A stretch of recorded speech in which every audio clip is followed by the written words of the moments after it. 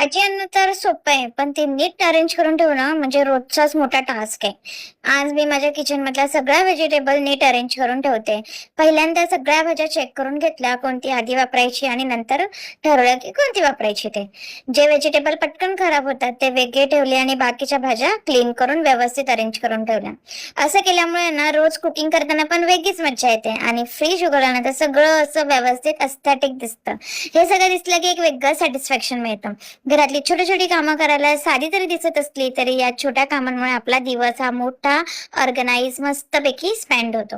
आता vegetables arrange एवढूशे एका सुट्टीमध्ये मी माझं पण काम उरकूनच घेतलं.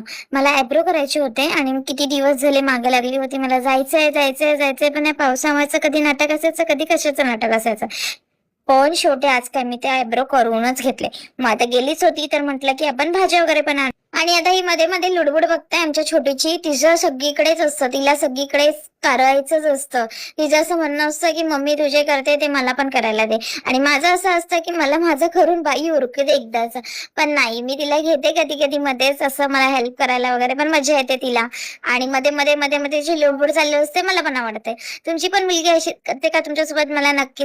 तर अशीच ही सगळी माझी जी कामं होती पेंडिंग पेंडिंग ती सगळी मी उरकून घेतली, कारण विकली भाज्या मी एकदमच आणून ठेवते. मग त्यानंतर आम्ही बसलो डिनर करायला. तर असा होता माझा दिवस. बाय.